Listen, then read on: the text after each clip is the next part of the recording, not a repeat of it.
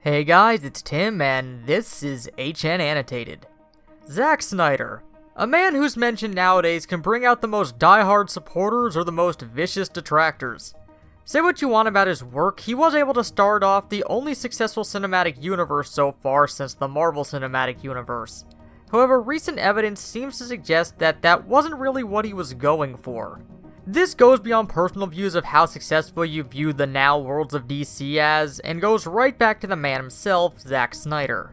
See, Zack Snyder's vision for what he wanted from the DCEU seems like it was always at odds with what WB wanted, which was a cinematic universe to rival Marvel's in order to bring in the amount that they make.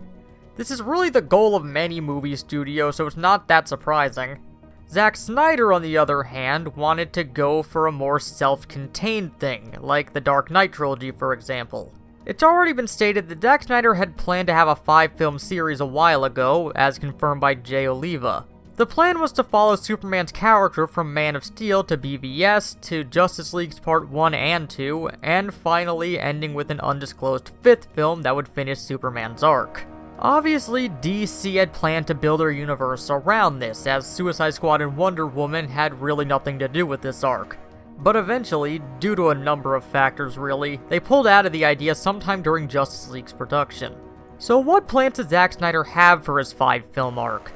Well, the general layout seemed like it was going to be introducing a more unsure of himself Superman and Man of Steel, who by the time of BVS had become more distant from the world, who were equally unsure about him, but sacrificing himself for them anyway to show the sign to the man he really is. Justice League seems like it was going to pay off the nightmare scene that we saw in BVS, where he became controlled by Darkseid, seemingly after Lois's death. According to Snyder himself on Twitter, if someone lost someone close to them, they might become susceptible to a certain equation, and might blame a certain bat for the events that a too soon Bruce would know nothing about. Now, it's not clear if this too soon part means that the events no longer happened with the Flash going back, but either way, there did seem to be plans for the Justice League to have Superman return, but be evil and controlled by Darkseid, and based on what Snyder said here through the anti-life equation, which is kinda similar to what happened in the Superman the Animated Series finale. Then Part 2 would likely have them getting Superman back, but now the world is more unsure about Superman than ever. So that unknown 5th film would likely have had Superman trying to win back the world's trust, which we didn't actually get to see for the most part in the DCEU, and likely become the Superman people know. On paper, it sounds like a solid idea. Granted, not everyone would be on board with building up to the Superman people know, but it would have been ambitious. People have decried Superman over the years for being too unrelatable, so this, in theory, should fix that. And for many people, it did. But there's still many people who Zack Snyder's films didn't resonate with. Now, you can just write this off as people not getting it or not being willing to accept this version of the character, but it's not that simple.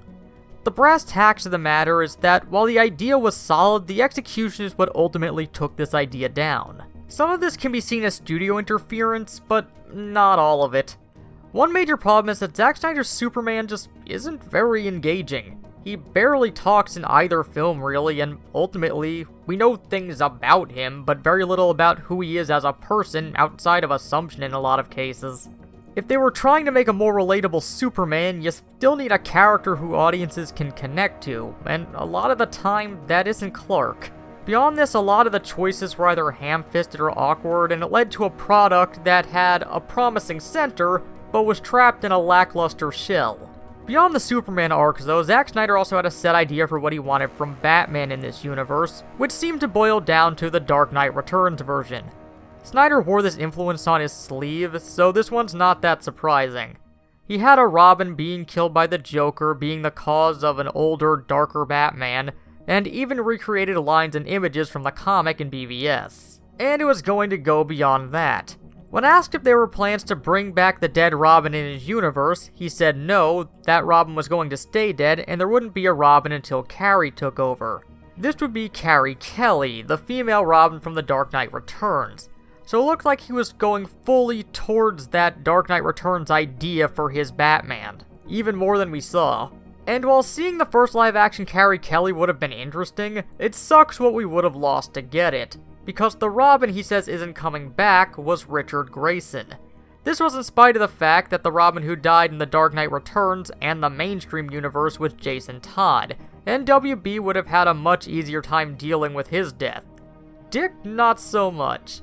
And considering that he just flat out murked what was supposed to be Jimmy Olsen in the film that first showed this, it seems that Snyder really didn't have a tread lightly approach when it came to the DC characters. Now, WB ultimately pulled out of this idea, so none of this really matters at this point, but it's an interesting what-if for the direction of the DC films now. But what do you guys think? Do you wish that WB followed forward on this idea, or are you happy they pulled out of it? Well, as always, let us know your thoughts down in the comments, and until next time, this has been Tim with HN Annotated.